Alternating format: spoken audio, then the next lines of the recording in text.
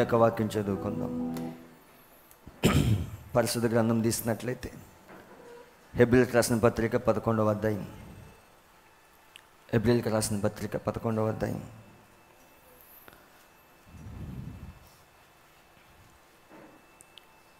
32వ వచనం.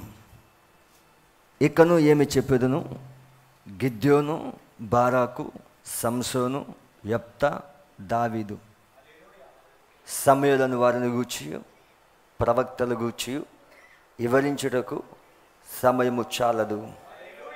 దేవుడి యొక్క వాక్యం దీవించుగాక. ప్రార్థించుకుందాం. పరిశుద్ధుడా, మహోన్నతుడా, సర్వశక్తిమంతుడా, నీ కొందనాలు. ఈ ఉదయము ప్రభువా, పాటల ధర నిన్ను స్తుతించాము, సాక్ష్యముల ధర నిన్ను గణపరిచాము. అతి ప్రాముఖ్యమైన సమయంలోకి మేము వచ్చాము. అది నీ వాక్యం అయ్యున్నది.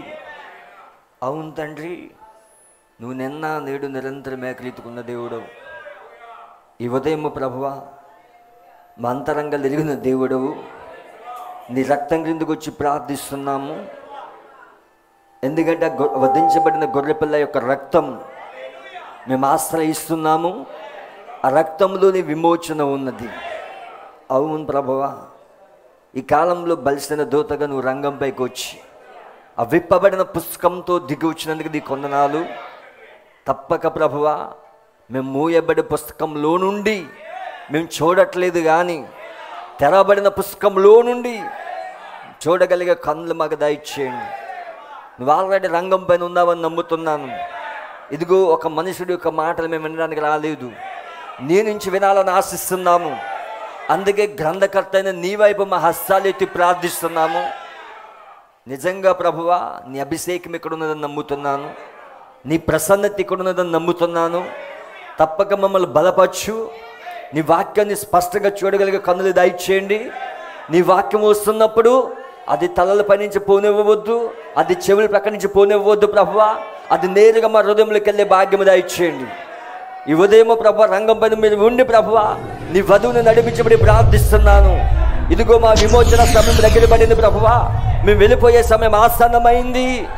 తప్పక మరి దేవా, నీ వాక్యం ద్వారా మమ్మల్ని బలపరచమని, తప్పక ఎత్తబడి విశ్వాసములకు మమ్మల్ని నడిపించమని, సమస్త మహిమ ఘనత ప్రభావాలు పొందమని ప్రభువైన యేసుక్రీస్తు నామములో అడుగుచున్నాను. ఆమేన్ ఆమేన్. దయచేసి అందరూ కూర్చోవచ్చు. సౌండ్ ఒక్కసారి పెట్టి వదిలేయండి దాన్ని.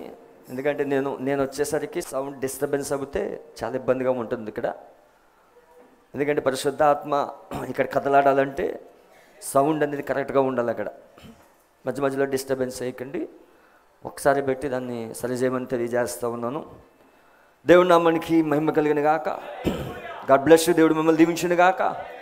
అందరు ఇక్కడే ఉన్నారా?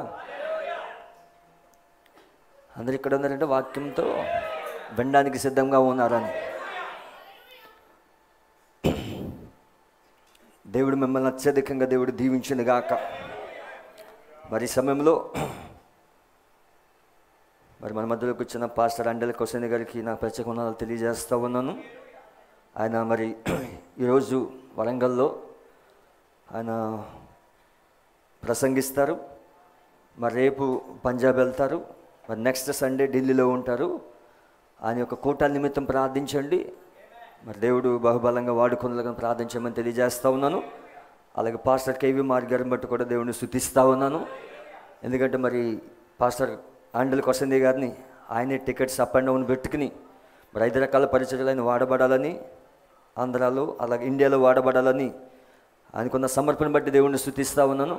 దేవుడు ఆయన పరిచర్యను ఆయన కూడా దేవుడు దీవించిన గాక. God bless you. మరి ఈ సమయంలో మనం నేరుగా వాక్యంలోకి వెళ్దాం. అందరు ఇక్కడే ఉన్నారా? హల్లెలూయా.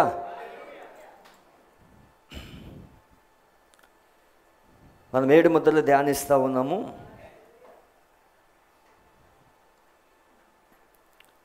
విశ్వాసం మీద చాలా విషయాలు ఇప్పటికే మనం మాట్లాడాం. అందులో గిద్యోను కోసం మనం మాట్లాడాం, బారాక్ కోసం మనం ధ్యానించాము, యెఫ్తా కోసం, సంసోను కోసం ధ్యానించాం. హల్లెలూయా. ఎందుకంటే అపోస్తలుడైన పౌలు గారు ఈ యొక్క హెబ్రీ పత్రిక 11వ అధ్యాయంలో విశ్వాసుల కోసమే రాస్తూ ఉన్నాడు ఆయన. ఎందుకంటే మొదటి సంఘకాలపు దూత ఈ హెబ్రీ పత్రిక అనేది ఆయన ఉన్నతమైన స్థానంలో పెట్టింది ఇది. ఎందుకంటే పాత నిబంధనని కొత్త నిబంధనని చక్కగా చూపించాడు ఆయన. నిజంగా మన ఆల్ఫా మెసెంజర్ని బట్టి పౌలు గారిని బట్టి దేవుడిని స్తుతిస్తూ ఉన్నాను. దేవుడు నామని మమ్మి కలిగిన గాక. అలాగే ఈ కాలపు ప్రవక్తను బట్టి దేవుడిని స్తుతిస్తూ ఉన్నాను. ఎందుకంటే ఈ కాలపు ప్రవక్త రాకపోతే మనము ఆయా సాంప్రదాయాల్లో ఉండేవాళ్ళము, ఆయా సంఘ శాఖల్లో ఉండేవారము. కానీ ప్రవక్త వచ్చి ఏం చేశాడంటే వాక్యము మనకు తెరవబడింది. ఎందుకంటే ఈ కాలంలో ముద్రలు తెరవబడ్డాయి. ఎందుకంటే ఇప్పుడు మనం ఛాయలో నీడల్లో కథలు వింటలేదు కానీ నిజ రూపాన్ని చూస్తూ ఉన్నాం మనం. హల్లెలూయా. ఎందుకంటే దేవుడు ప్రతి దానికి ఒక చట్టం పెట్టాడు, ప్రతి దానికి కూడా ఒక లా పెట్టాడు ఆయన. చూడండి, మనం దేవుని యొక్క ప్రణాళికలో ఉన్నాం, మనం దేవుని యొక్క ఆలోచనలో ఉన్నాం మనం. అయితే ఆయన ఆలోచనలుగా ఉన్న మనము ఈ లోకంలోకి వచ్చినప్పుడు ఒక టైం స్పాన్ పెట్టాడు ఆయన.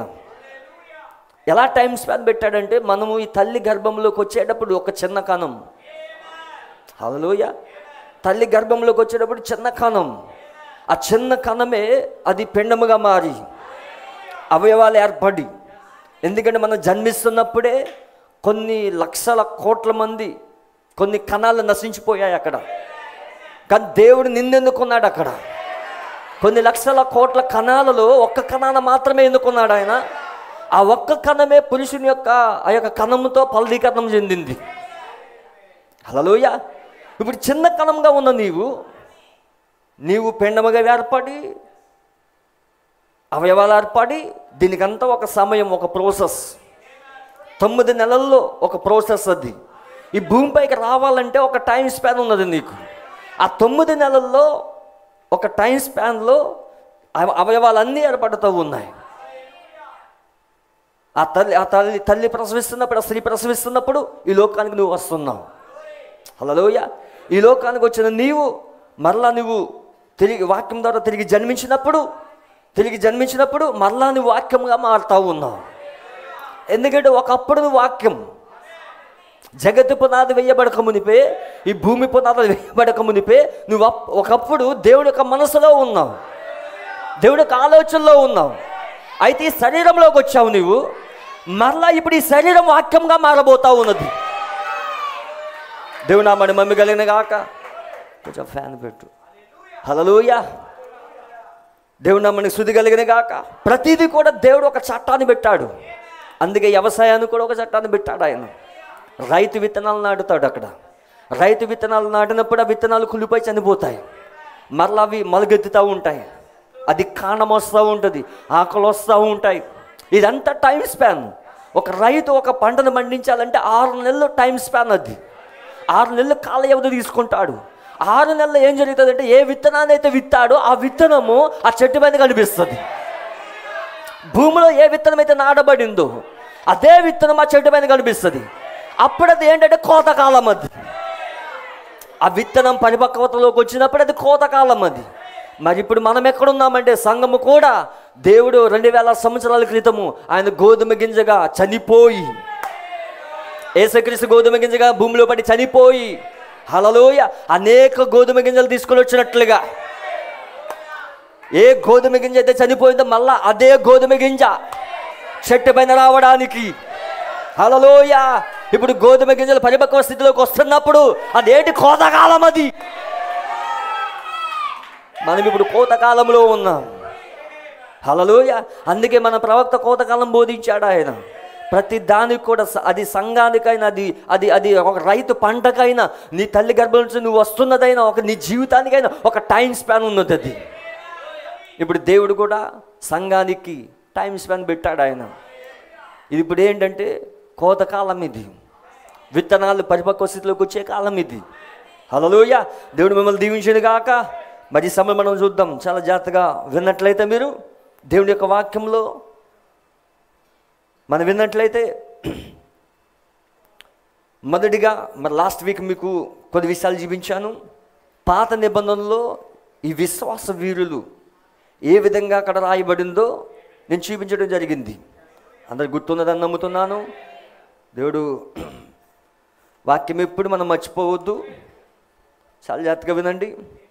పాత నిబంధనలు మనం చూసినట్లయితే ఫస్ట్ బారాకు వస్తున్నాడు ఇక్కడ, అవునా? మొదటిగా బారాకు వస్తున్నాడు పాత నిబంధన.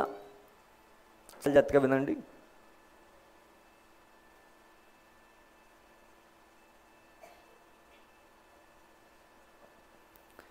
ఓల్డ్ టెస్టిమెంట్లో ఫస్ట్ బారాకు వస్తున్నాడు ఇక్కడ.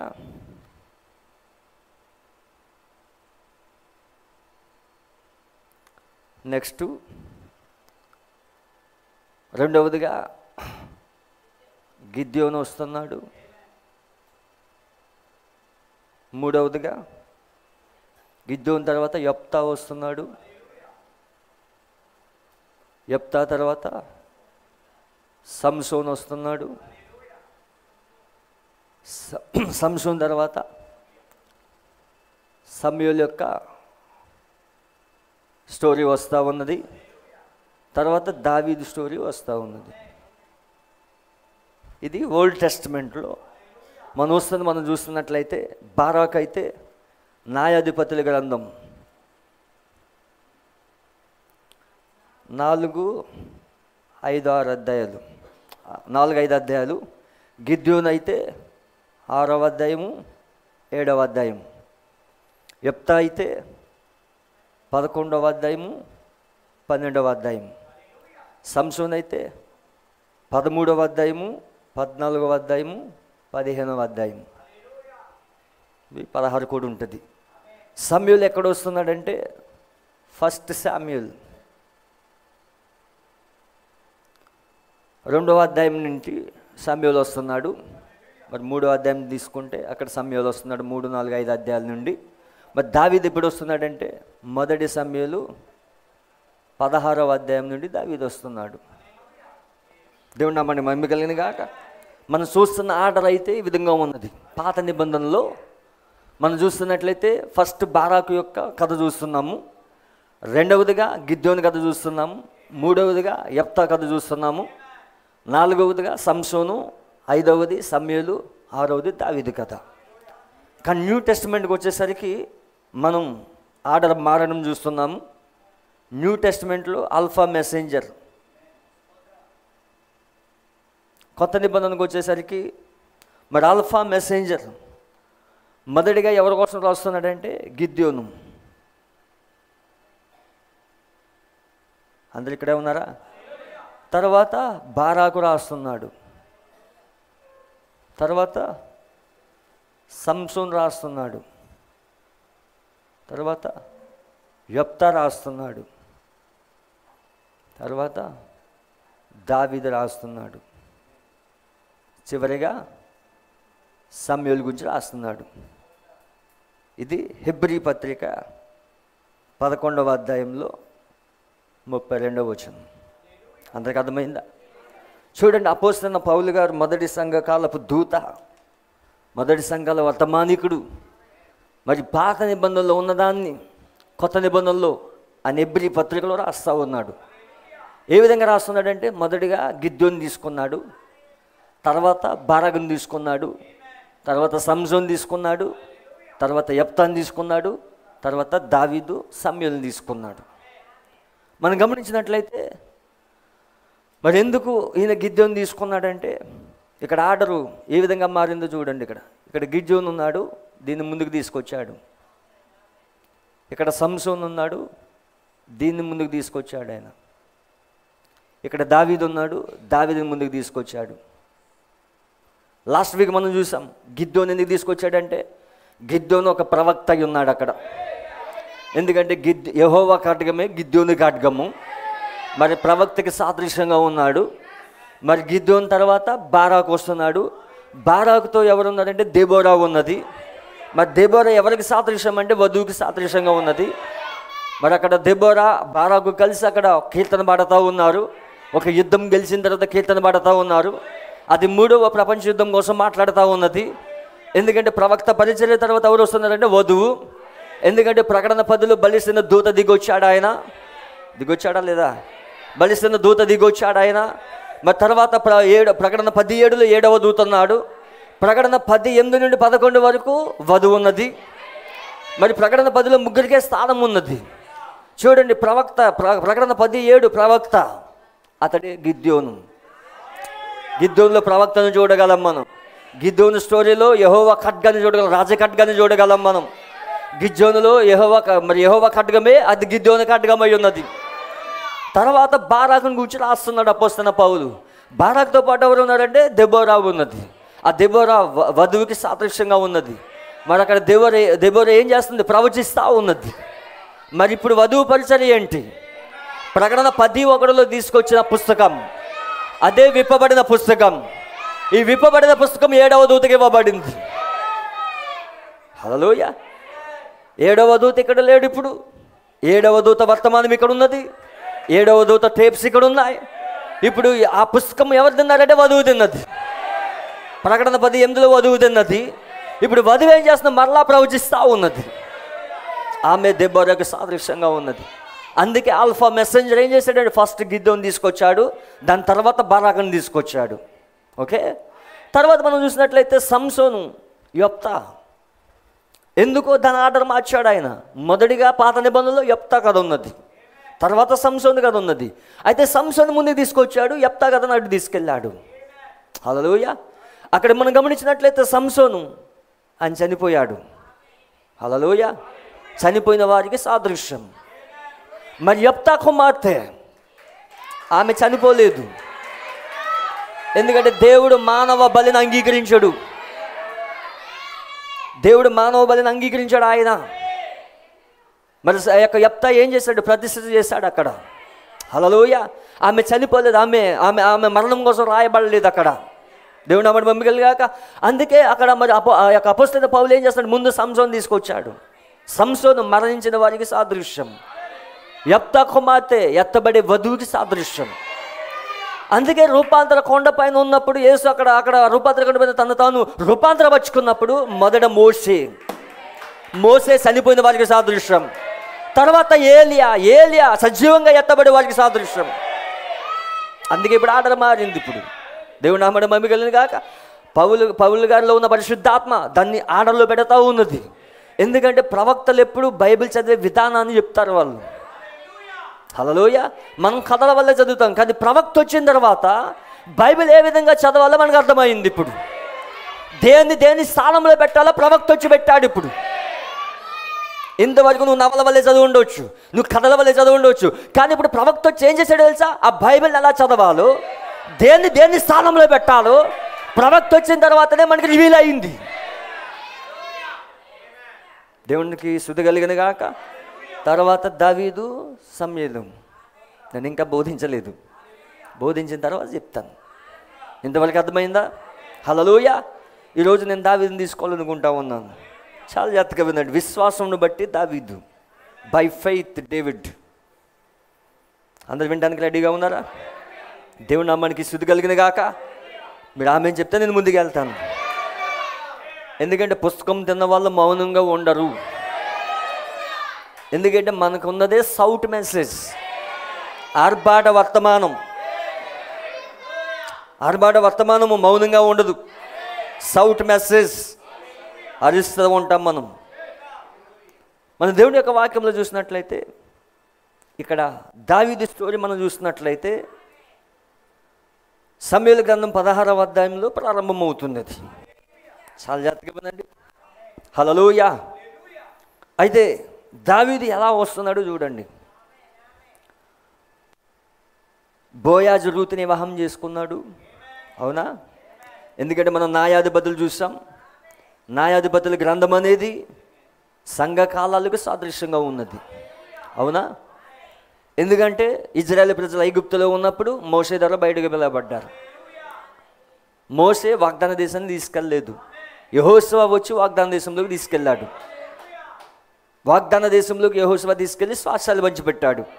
అయితే న్యాయాధిపతుల గ్రంథం అనేది ఇది సంఘకాలములకు సాదృశ్యంగా ఉన్నది. మరి చివరి న్యాయాధిపతి ఎవరంటే సంసోన్ అయి ఉన్నాడు. సంసోన్ కన్నా మనం చూసాము. తర్వాత న్యాయాధిపతి గ్రంథం తర్వాత రూతు స్టోరీ వస్తున్నది. ఆ రూతు స్టోరీ ఏంటంటే రిడెంప్షన్ ప్లాన్, అది విమోచన పథకం. అది విమోచన కథ అంతా కూడా రూతులో చెప్పబడతా ఉన్నది. అందరు ఇక్కడ ఉన్నారా? మనం చూస్తున్నట్లయితే బోయాజు రూతుని వివాహం చేసుకున్నాడు. మరి బోయాజు రూతు వివాహము ద్వారా ఎవరు వచ్చారంటే ఓబేదు వచ్చాడు. ఓబేద్ అనగా ఏంటి? ఆరాధన. రూతు బోయాజు వివాహం ద్వారా ఎవరు వచ్చారంటే ఓబేదు వచ్చాడు. మరి ఇప్పుడు బోయాజు ఎవరు? ప్రకటన 10లో బోయాజు దిగొచ్చాడు. మరి రూతు ఎవరు? మనమై ఉన్నాము. వాళ్ళిద్దరికి అవి వివాహం అయిందా లేదా? 1963లో వివాహం అయింది. వివాహకర్త ఎవరంటే వివాహకర్త 7వ దూత. ఎందుకంటే ప్రదానం చేసింది పౌలు, అయితే వివాహం చేసింది 7వ దూత. మరి ఇప్పుడు మనం ఎక్కడికి వెళ్తున్నాం? వివాహ విందులోకి వెళ్తా ఉన్నాం. వివాహ విందేంటి? అదే ఎత్తబడుట. వివాహ విందు అయి ఉన్నది. మన వివాహ విందులోకి వెళ్తా ఉన్నాం. మధ్యాకాశంలోకి వెళ్ళబోతున్నాం. ఈ దినములో ఏదో ఒక ఉదయమున 6-9 మధ్యలో మధ్యాకాశంలోకి వెళ్ళబోతున్నాం. అదే వివాహ విందు అయి ఉన్నది. ఇప్పుడు రూతు బోయాజు వివాహం ద్వారా ఎవరు వచ్చారంటే ఓబేదు వచ్చాడు. ఓబేదు అంటే ఆరాధన. ఇప్పుడు 7వ ముద్ర కింద వధువు ఏం చేస్తున్నది? ఆరాధిస్తూ ఉన్నది, దేవుని స్తుతిస్తూ ఉన్నది, దేవుని గణపరుస్తూ ఉన్నది. నువ్వు నిజంగా వధువైతే మౌనంగా ఉండలేవు. దేవుని స్తుతిస్తూ ఉంటావు, దేవుని కనబరుస్తూ ఉంటావు. హల్లెలూయా. మరి ఓబేదు తర్వాత ఓబేదు ఎవరిని తీసుకొచ్చాడు? యెషయాని. యెషయా కాదు, యెషయా ప్రవక్త. యెషయా వచ్చాడు. యెషయా ద్వారా ఎవరు వచ్చాడు? దావీదు వచ్చాడు. హల్లెలూయా. దావీదు స్టోరీ ఇక్కడ కనిపిస్తూ ఉన్నది మనకి. దేవుడి యొక్క వాక్యంలో చూసినట్లయితే 1 సమూయేలు 16వ అధ్యాయం. అంతటి యెహోవా సమూయేలుతో ఇలాగూ సెలవిచ్చెను, ఇజ్రాయేలు మీద రాజుగా ఉండకుండా నేను విసర్జించిన సౌలును గూర్చి నువ్వెంతకాలం దుఃఖింతువు? నీ కొమ్మును తైలమును నింపుము. బెత్లెహేమీయుడైన యెషయా వద్దకు నిన్ను పంపుచున్నాను. అతని కుమారులో ఒకడు నేను రాజుగా నియమించెదను. దేవునికి స్తుతి కలిగిన గాక. ఇక్కడ లేఖనంలో మనం చూస్తున్నట్లయితే దీనికి ముందుగా ఇజ్రాయేల్ ప్రజలకు రాజు ఎవరంటే దేవుడు. ఐగుప్తు నుంచి విడిపించినప్పుడు ఇజ్రాయేల్కి రాజు ఎవరంటే దేవుడు. ప్రపంచ దేశాలందరికీ రాజులు ఉన్నారు, కానీ ఇజ్రాయేల్కి రాజు ఎవరంటే దేవుడే. దేవుడే రాజుగా ఉండి నడిపిస్తూ ఉన్నాడు. దేవుడు న్యాయాధిపతులు పంపిస్తూ ఉన్నాడు. అయితే దేవుడు సమూయేలు ప్రవక్తను పెట్టాడు వాళ్ళకి. సమూయేలు ప్రవక్తను వాళ్ళు త్రోసివేశారు.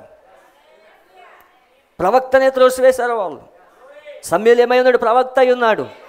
ఆ ప్రవక్తను త్రోసివేసి ప్రవక్తతో అన్నాడు, మాకు రాజు కావాలి, సకల దేశముల మర్యాద చొప్పున మాకు రాజు నియమింపు. ఇప్పుడు సమూయేలు దేవుని వద్ద ప్రార్థించినప్పుడు సమూయేలు ఏమన్నాడు? దేవుడు ఏమన్నాడు అక్కడ? సమూయేలు, వాళ్ళు నిన్నుగా త్రోసివేస్తారు, నన్ను త్రోసివేశారు. అందుకే మన ప్రవక్త త్రోసివేయబడిన రాజు బోధించాడు. బోధించాడా లేదా? త్రోసివేయబడిన రాజుని బోధించాడు వర్తమానం. ఎందుకంటే వాళ్ళు త్రోసివేసింది ఎవరిని? రాజుని త్రోసివేశారు. ప్రవక్త వర్తమానం త్రోసివేయడం అంటే రాజుని త్రోసివేయడం. హల్లెలూయా. అక్కడ ఇజ్రాయేల్ ప్రజలు ఎవరిని త్రోసివేశారు? రాజుని త్రోసివేశారు. ఆ భౌతికమైన ఇజ్రాయేల్ రాజుని త్రోసివేస్తే ఇప్పుడు ఆత్మీయ ఇజ్రాయేలు, ఈ సంఘ శాఖలు ఎవరిని త్రోసివేశాయి? రాజుని త్రోసివేశాయి. హల్లెలూయా. వాళ్ళు రాజుని త్రోసివేశారు వాళ్ళు. దేవుడు నామమున మహిమ కలిగిన గాక. అయితే మనం గమనిస్తున్నట్లయితే అక్కడ సౌలుని దేవుడు రాజుగా నియమించాడు. సౌలును దేవుడు రాజుగా నియమించినప్పుడు మరి సౌలును కూడా దేవుని ఆత్మ విడిచిపెట్టింది. ఎందుకంటే సమూయేలు చెప్తున్నట్లుగా సౌలు చేయట్లేదు.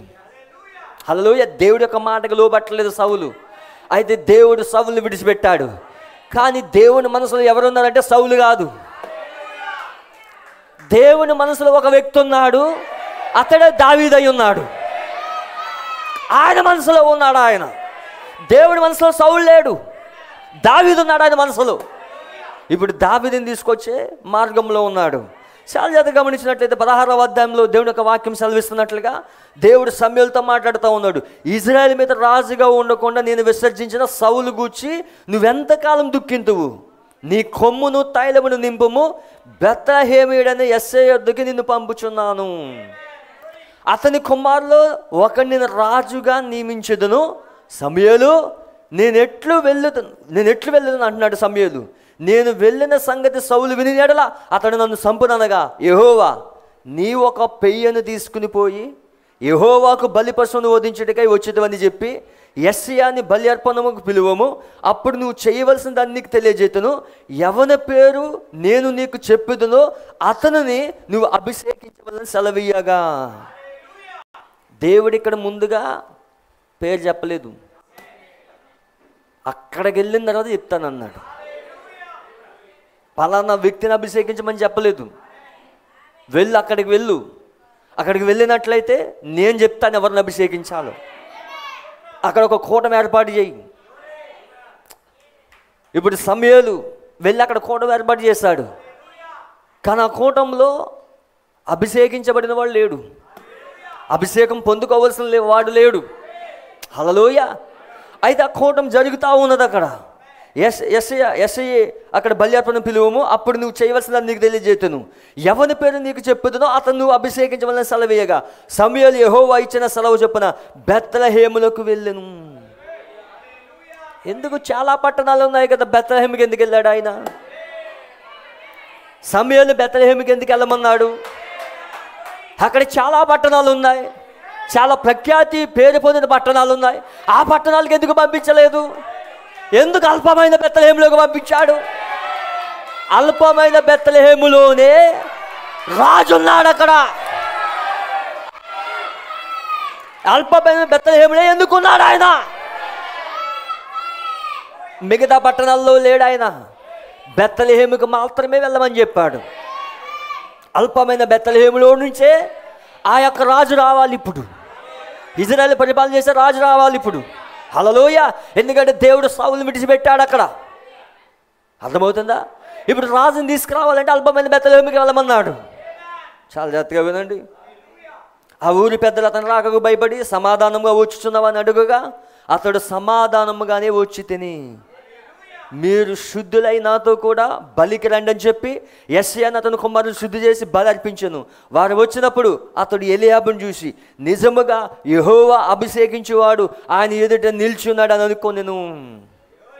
సమూయేలు ఎలీయాబును చూశాడు. ఫస్ట్ యెషయా యొక్క కుమారుడు ఎలీయాబును చూసినప్పుడు, ఎలీయాబు చాలా హైట్ ఉన్నాడు, భుజాలను కలిగి ఉన్నాడు, చాలా అందంగా ఉన్నాడు. మరి అతను చూసి ఇతడే దేవుడు ఎన్నుకున్న రాజు, ఇతన్నే నేను అభిషేకించాలనుకున్నాడు. అయితే యెహోవా సమూయేలుతో ఇలాగ సెలవిచ్చెను, అతని రూపమును అతని ఎత్తును లక్ష్య పెట్టుకోము. మనుషులు లక్ష్య పెట్టువాడని యెహోవా లక్ష్య పెట్టడు. మనుషులు ఏం చేస్తారంటే రూపాన్ని చూస్తారు, పర్సనాలిటీ చూస్తారు. కానీ దేవుడు ఏం చేస్తాడంటే అంతరంగాన్ని చూస్తాడు. దేవుడు ఒక సేవకుని ఎన్నుకున్నప్పుడు హైట్ చూడ్డు ఆయన కండరాలు చూడ్డు, అతను అంతరంగాన్ని చూస్తాడు, అతడు యథార్థతను చూస్తాడు. దేవుడు చూసే కోణం వేరు, సమూయేలు చూసేది వేరు. ఇక్కడ సమూయేలు పై వేషాలు చూస్తూ ఉన్నాడు, కానీ దేవుడు కోరుకున్నవాడు అతడు కాదు. 7వ వచనం చివరి, నేను అతను త్రోసివేస్తున్నాను, మనుషులు పై రూపం లక్ష్య పెట్టుదురు కానీ యెహోవా హృదయం లక్ష్య పెట్టును. యెషయి అబినాదాబుని పిలిచి సమూయేలు ఎదుటికి అతను రప్పింపగా, ఫస్ట్ ఎలీయాబు వచ్చాడు, తర్వాత అబినాదాబు. అతడు యెహోవా ఇతను కోరుకొనలేదనను.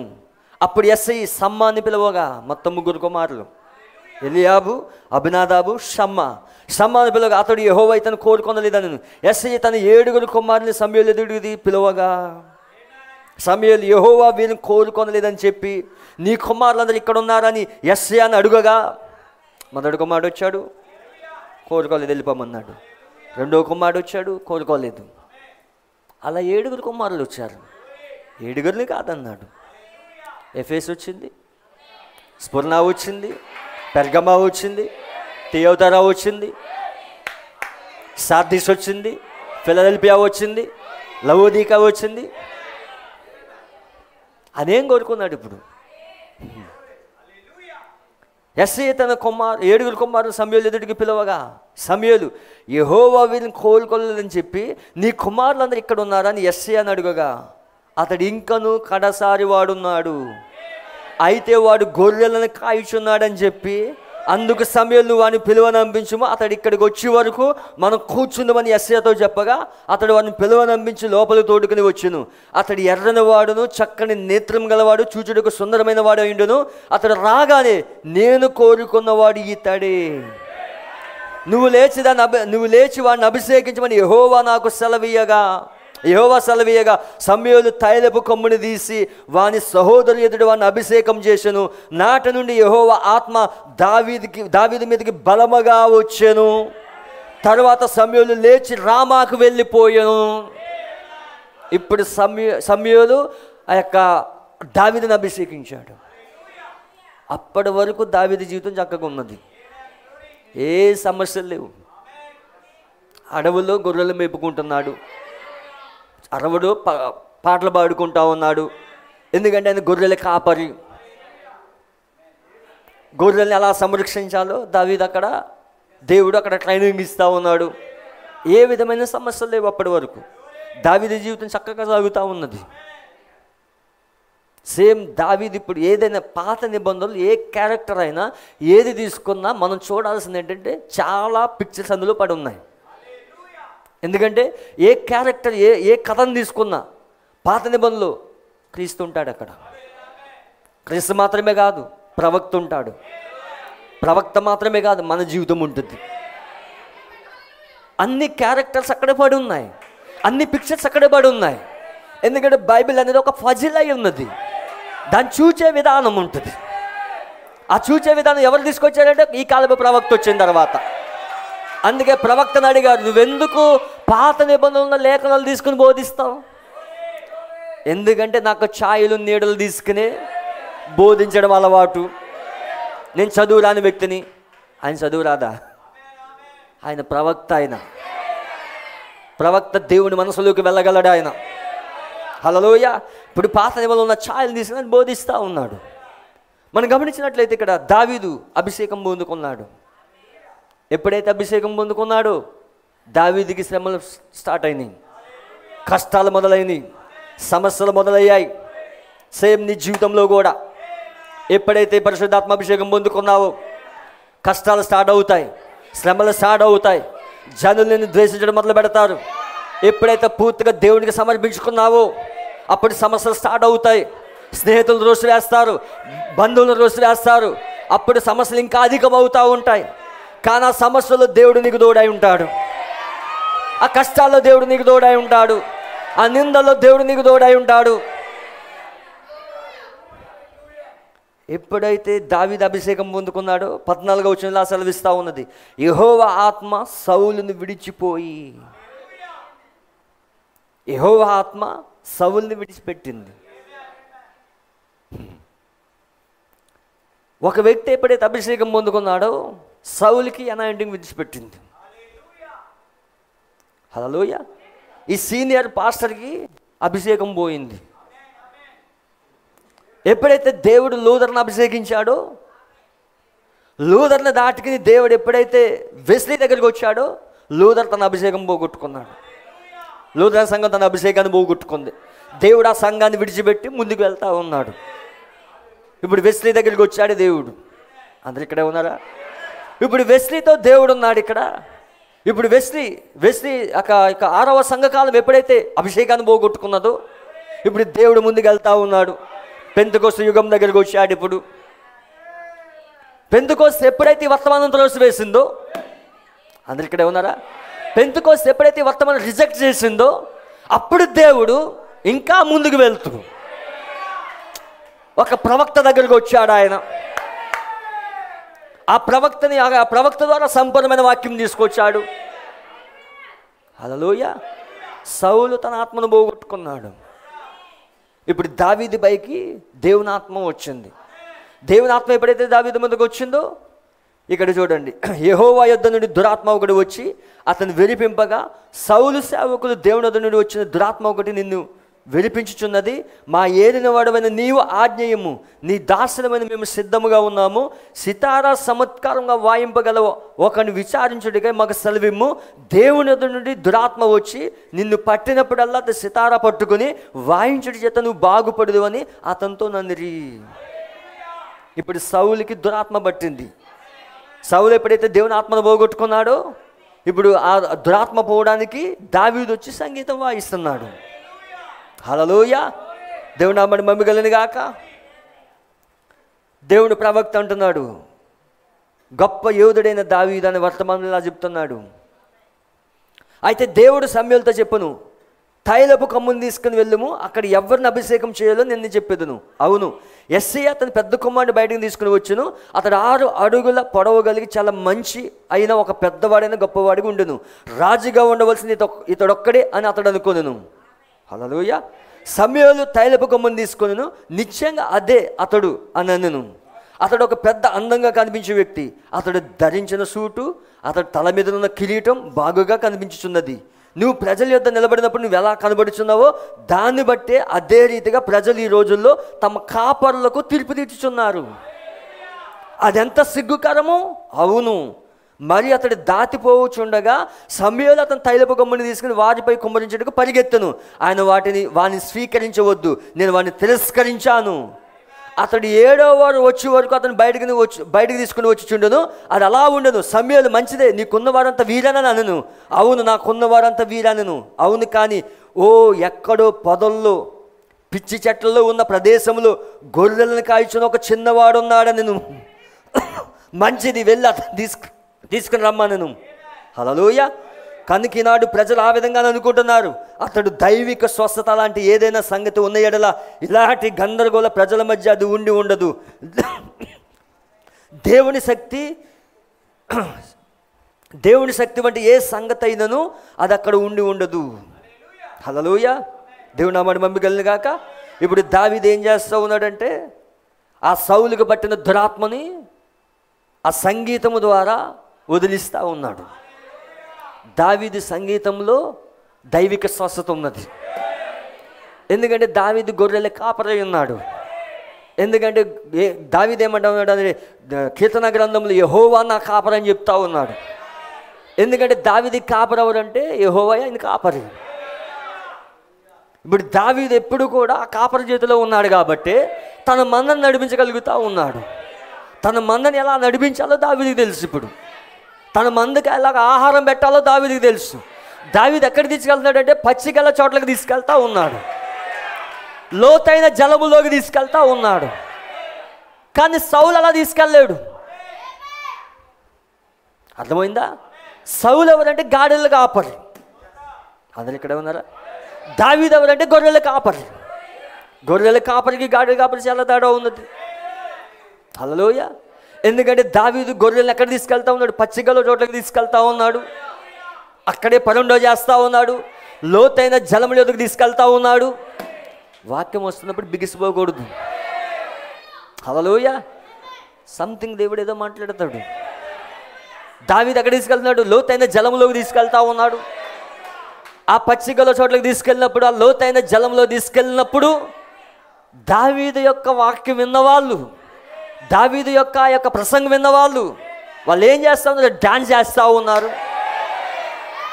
దేవుడు స్తుతిస్తూ ఉన్నారు. ఎందుకంటే లోతైన జలములోకి తీసుకెళ్తా ఉన్నాడు, లోతైన వాక్యంలోకి తీసుకెళ్తా ఉన్నాడు. వాక్యాన్ని పైపైన తీసుకురావట్లేదు. అందుకే దావీదు అక్కడ ప్రసంగిస్తూ ఉన్నాడు. గొర్రెల మందంతా కూడా డాన్స్ చేస్తూ ఉన్నాయి, దేవుడు స్తుతిస్తూ ఉన్నాయి. ఎందుకు? ఆ కాపరి మరొక కాపరి చేతిలో ఉన్నాడు. ఇప్పుడు ఈ దావీదు ఎక్కడ కనిపెడుతున్నాడంటే ప్రధాన కాపరి అయిన ప్రభువైన యేసుక్రీస్తు దగ్గర, ఆయన కాపరి దగ్గర నుంచి ఆయన తీసుకొస్తా ఉన్నాడు. దావీదేమి కథలు చెప్పట్లేదు. విప్పబడిన పుస్తకంలో నుండి, తెరబడిన పుస్తకంలో నుండి దావీదు బోధిస్తా ఉన్నాడు. ఇప్పుడు దావీదు ఛాయలు నీడలు తీసుకుని కథలు చెప్పట్లేదు. ఆ ఛాయలు నీడలు నిజ రూపాన్ని తీసుకొస్తా ఉన్నాడు. దేవుడు నామమున మహిమ కలుగును గాక. హల్లెలూయా. దావీదు పరిచర్య అది, కానీ సౌలు పరిచర్యలు ఆమెను లేవు. హల్లెలూయా. సౌలు పరిచర్యలు ఆమెను లేవు, వాళ్ళలో లేవు. కానీ దావీదు మినిస్ట్రీలో ఎవరు మౌనంగా ఉండరు. దావీదు సంగీతం వాయిస్తూ ఉన్నప్పుడు, ఓన్లీ బిలీవ్ పాడుతూ ఉన్నప్పుడు ఎవరో మౌనంగా ఉండరు. అక్కడ దావీదు ఓన్లీ బిలీవ్తో మొదలు పెడతా ఉన్నాడు. ఎందుకంటే అది పరలోకపు పాటది, మన జాతీయ గీతం అది. Only believe all things are possible. దావీదు ప్రసంగంలో బోధిస్తా ఉన్నాడు, నీకు రోగం ఉన్నదా, only believe all things are possible. కేవలం నమ్మము, నీ రోగము స్వస్థత పొందుకుంటుంది. దావీదు ప్రసంగాలు ఉన్నాయి. దావీదు ప్రసంగాలు వింటున్నప్పుడు ఆ గొర్రెలు బాగా డాన్స్ వేస్తూ ఉన్నాయి. ఆహారాన్ని తీసుకుని అవి బాగా బాగా బాగా పుష్టిగా అవి తింటా ఉన్నాయి. అవి సమృద్ధమైన ఆహారం తింటా ఉన్నాయి. అవి బక్క చిక్కిపోయినట్టుగా లేవు. ప్రతి వారము లోతైన వాక్యం, ప్రతి వారము ఆ జలములోకి తీసుకెళ్తా ఉన్నాడు. ప్రతి ప్రసంగంలో పచ్చిగల చోట్లకి తీసుకెళ్తా ఉన్నాడు. ఆ వాక్యం ద్వారా పోషించబడుతూ ఉన్నప్పుడు, ఆ వాక్యాన్ని గొర్రెలు తీసుకుంటా ఉన్నప్పుడు, నిజంగా దావీదుని బట్టి వాళ్ళు నిజంగా సంతోషిస్తూ ఉన్నారు. ఎందుకంటే ఆ యొక్క గొర్రెలకు రోగం వచ్చినప్పుడు మా కాపరి ప్రార్థిస్తాడు, మా కాపరి ఏ స్థలంలో ఉన్న ప్రార్థిస్తాడు, మా కాపరి ప్రార్థన వల్ల నేను స్వస్థత పొందుకుంటాను.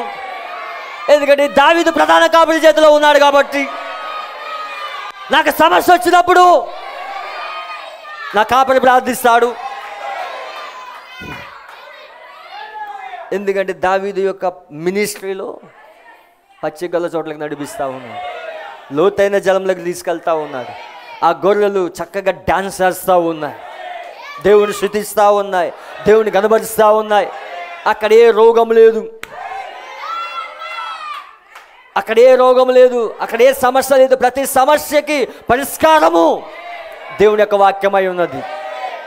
అక్కడ గిలాదులో గుగ్గులం ఉన్నది, స్వస్థత ఉన్నది. అక్కడ వాక్యం విన్నప్పుడే స్వస్థత, వాక్యమే నిన్ను స్వస్థపరిచేది. కానీ సంఘ శాఖల్లో లేవు, కేకలు లేవు, మృతులైపోయారు. హల్లెలూయ. ఎవరైనా ఆమెను చెప్పాడు అనుకోండి, ఎవడు ఆమెను చెప్పాడు? ఇప్పుడు ఇంత ప్రశాంతంగా వాక్యం చెప్తుంటే ఆమెను చెప్తున్నాడు అప్పుడు ఇక్కడ. వాడికి దెయ్యం పట్టింది, వాడిని అర్జెంటుగా ఈ కూటంలో నుండి బయటికి పంపించేయండి. హల్లెలూయ. ఎందుకంటే ప్రవక్త విలియం బ్రన్హాంని అడిగారు, ఒక స్త్రీ అడిగింది, ఏంటి నీ కోటల్లో పిచ్చి అరుపులు, జనాలు ఎందుకు అరుస్తూ ఉంటారు, అరుపుల్లో నువ్వు ఎలా బోధిస్తున్నావు? సిస్టర్, నువ్వు చనిపోయిన తర్వాత రెండు స్థలాలు ఉన్నాయి, ఒకటి పరలోకము, ఒకటి నరకం. నువ్వు పరలోకం వెళ్ళిన అరుపులు ఉంటాయి అక్కడ, నరకం వెళ్ళిన అరుపులు ఉంటాయి అక్కడ. సైలెన్స్గా ఉండేది ఏది లేదు. అందుకే మై హంబుల్ రిక్వెస్ట్, ఎవరైనా పరలోకం పోవాలనుకుంటే ఇక్కడ అరవండి. ఇక్కడ అరిస్తే అక్కడ ఉంటావు, ఇక్కడ అరవకపోతే అక్కడ ఉండవు.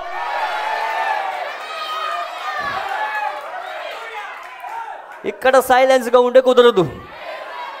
ఎందుకంటే దేవుడు ఇక్కడ ట్రైనింగ్ ఇస్తూ ఉన్నాడు. అక్కడ దూతలు, అక్కడ అందరూ 24 మంది పెద్దలు, అక్కడ వధువు, అందరు గాన ప్రతిగానములు చేస్తూ ఉంటే యేసయ్య చూశాడు ఆరాధన. పరలోకం యొక్క గడప కమ్ములే, పునాదులే కదులుతూ ఉన్నాయి అక్కడ. మరి ఈరోజు వధువు ఆరాధిస్తూ ఉంటే, వధువు దేవుని స్తుతిస్తూ ఉంటే, నీ ఆరాధనకు దేవుని ఆత్మ ఇక్కడ దిగి రావాలి. నీ ఆరాధనకు పరిశుద్ధాత్మ ఇక్కడ కదలాడాలి.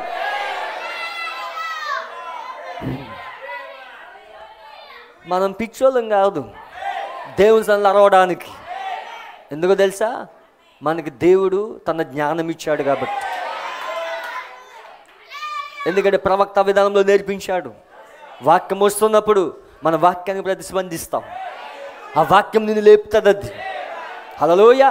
అందుకే మనం కోటాలు అరుస్తూ ఉంటాం, అందుకే దేవుని స్తుతిస్తూ ఉంటాం, అందుకే మన పక్కన ఉన్న వాళ్ళు కూడా సిగ్గుపడం, ఎవరేమనుకున్నా సిగ్గుపడం. నువ్వు నిజంగా తిరిగి జన్మిస్తే గనక తిరిగి జన్మించిన వ్యక్తి ఎవరి కోసం సిగ్గుపడ్డు? దేవుడి యొక్క వాక్యం వస్తున్నప్పుడు, దేవుడు తనతో మాట్లాడుతూ ఉన్నప్పుడు దేవుడిని స్తుతించకుండా ఉండలేడు. అందుకే మనం దేవుడిని కనబరుస్తూ ఉన్నాం. ఇక్కడ మనం దేవుడిని ఆరాధించడానికి స్థలానికి వస్తున్నాం, సైలెన్స్గా కూర్చోవడానికి కాదు, ఆరాధించడానికి వస్తున్నాం. దేవుడు నామమున మహిమ గాక. దావీదు ఇప్పుడు ఎప్పుడైతే అభిషేకం పొందుకున్నాడో కష్టాలు ప్రారంభమైనవి, శ్రమలు ప్రారంభమైనవి. హల్లెలూయా. దేవుడు నామమున మహిమ గాక. చాలా జాగ్రత్తగా వినండి. విశ్వాసం బట్టి దావీదు 17వ అధ్యాయం, వెరీ వండర్ఫుల్ చాప్టర్. 17 చాప్టర్. ఫిలిష్తీయులు తమ సైన్యములను యుద్ధమునకు సమకూర్చి యూదా దేశములోను షోకులో కూడి ఎఫెస్తామీము దగ్గర షోకును అజేకాకును మధ్య దిగి ఉండగా సౌలును ఇజ్రాయెల్ను కూడి వచ్చి ఏలాలోయలో దిగి ఫిలిష్తీయులకు ఎదురుగా యుద్ధ పంక్తులు తీర్చిరి. ఫిలిష్తీయులు ఆ తట్టు పర్వతం మీద, ఇజ్రాయేలు ఈ తట్టు పర్వతం మీద నిలిచి ఉండగా ఉభయముల మధ్య ఒక లోయ ఉండెను. ఇక్కడ యుద్ధం స్టార్ట్ అవుతుంది. 17వ అధ్యాయమే స్టార్టింగే యుద్ధం. యుద్ధంతో ప్రారంభమవుతుంది ఈ అధ్యాయం. అటుపక్క పర్వతం, ఇటుపక్క పర్వతం, మధ్యలో లోయ. అటుపక్క ఫిలిష్తీయులు దండు ఉన్నారు, ఇటుపక్క ఫిలిష్తీయులు దండు ఉన్నారు. ఉన్నారా లేదా? హల్లెలూయా. ఫిలిష్తీయులతో యుద్ధం. సంసోను ఎవరితో యుద్ధం చేశాడు? ఫిలిష్తీయులతో యుద్ధం చేశాడు. మరి దావీదు ఎవరితో యుద్ధం చేస్తున్నాడు? ఫిలిష్తీయులతో యుద్ధం చేస్తున్నాడు. మరి దావీదు కూడా సింహాన్ని చీల్చివేశాడు. మరి సంసోను కథలో కూడా సింహాన్ని చీల్చేశాడు. ఈ రెండు కథలు దగ్గరగా ఉన్నాయి. హల్లెలూయా. దావీదు యొక్క శత్రువులు ఫిలిష్తీయులే, సంసోను యొక్క శత్రువులు ఫిలిష్తీయులే. దావీదు సింహాన్ని చీల్చివేస్తే సంసోను కూడా సింహాన్ని చీల్చివేశాడు. అర్థమవుతుందా? రిడెంప్షన్ ప్లాన్ ఇక్కడ దాగున్నది, విమోచన ప్రణాళిక ఇక్కడ దాగున్నది. 4వ వచనం. గాతు వాడైన గొల్యాతు అను సూర్యుడు ఒకడు ఫిలిష్తీయుల దండులో నుండి బయలుదేరిచుండెను. అతడు 6 మూల జానుడు ఎత్తు మనిషి. 6 మూల జానుడు ఎత్తు మనిషి. ప్రవక్త ఏమంటున్నాడంటే, ప్రవక్త చెప్తున్నాడు, అక్కడ గొల్యాతు అను పెద్ద వ్యక్తి 9 అడుగుల 3 అంగుళాలు పొడవు, 9 అడుగుల 3 అంగుళాలు. 9 అడుగులు ఊహించండి. జైంటీనా 9 అడుగులు అంటే ఎంత ఉంటాడు? ఇక్కడ ఎవరు లేరు. 3 అంగుళాలు. ఇతను ఏ సంతంలో నుండి వచ్చాడో తెలుసా? ఆదికాండంలో నెఫీలు తెలుసు కదా. ఆదికాండం 6వ అధ్యాయంలో నవాకాలంలో నెఫీలు ఉన్నారు. అంత మాత్రమే కదా, ఆ యొక్క జీనియాలజీ కానానీలో నుండి వచ్చాడు ఇతడు. హల్లెలూయా. చాలా జాగ్రత్తగా వినండి. అతని తల మీద రాగి శిరస్త్రాణం ఉండెను. అతడి యుద్ధ కవచమును ధరించి ఉండెను. ఆ కవచం 5000 తులముల రాగి ఎత్తుగలది. మరియు అతడి కాళ్ళకు రాగి కవచము, అతని భుజముల రాగి బల్లెమొకటి ఉండెను. రాగి. హల్లెలూయా. దేవుడి నామానికి మహిమ కలుగాక. దాన్ని బ్రాస్ అంటామా? 17వ అధ్యాయంలో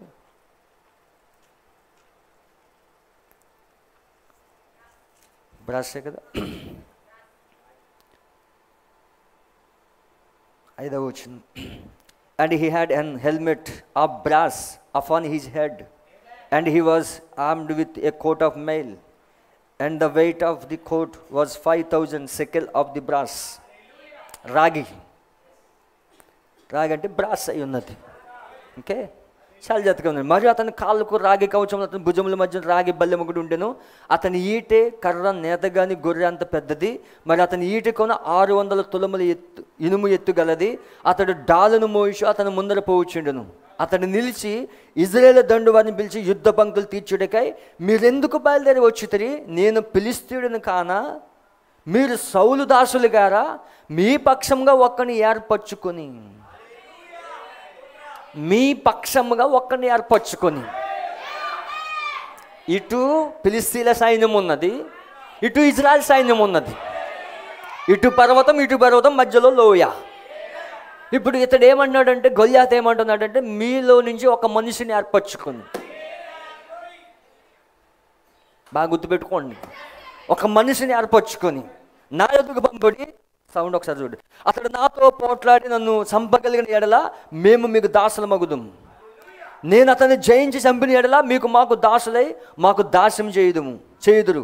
ఈ దినమున ఇజ్రాయేల్ సైన్యములు తిరస్కరించుచున్నాను, ఒక నియమించిన ఎడల వాడును నేను పోట్లాడుదుమని ఆ ఫిలిష్తీయుడు చెప్పుచూ వచ్చెను. ఇజ్రాయెల్నే తృణీకరిస్తూ ఉన్నాడు. మీలోంచి ఒక మనిషిని ఏర్పరచుకోండి. సౌలు ఇజ్రాయెల్ అందరూ ఆ ఫిలిష్తీయుని మాటలు విన్నప్పుడు బహుభీతులైరి. సౌలు యొక్క క్యాంపెయిన్లో ఉన్న వాళ్ళందరూ కూడా భయభ్రాంతులు అయిపోయారు. ఎందుకంటే ఉన్నది 9 అడుగులు, 9 అడుగుల 3 అంగుళాలు. అతను చూస్తాను, అతని శిరస్త్రానం రాగితో, అతను మొత్తం అన్ని ఖడ్గాలు పెట్టుకుని ఉన్నాడు, ఖడ్గం పెట్టుకుని వస్తూ ఉన్నాడు. అతని వేళ్ళు పొడవు చాలా పొడవు ఉన్నాయి. అతను చూస్తేనే భయపడతా ఉన్నారు. 12వ వచనం, దావీదు యూదా బెత్లెహేము వాడు ఎఫ్రాతీయుడని యెస్సై అని ఒకని కుమారుడు.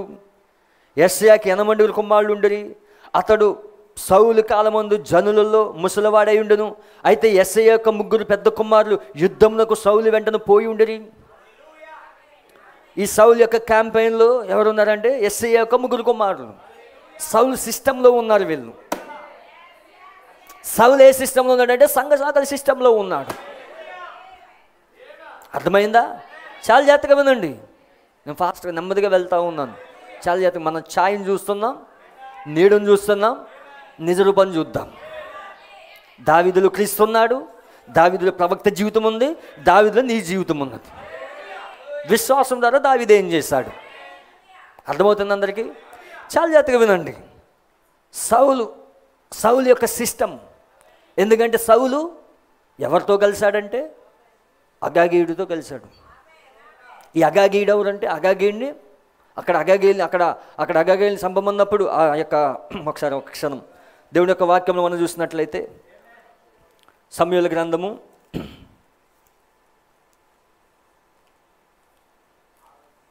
6వ అధ్యాయము 6:15 లేవీయులు యెహోవా మందసమును 15వ అధ్యాయం వెర్స్ ఎంత 4వ వచనం చూడండి. ఇక్కడ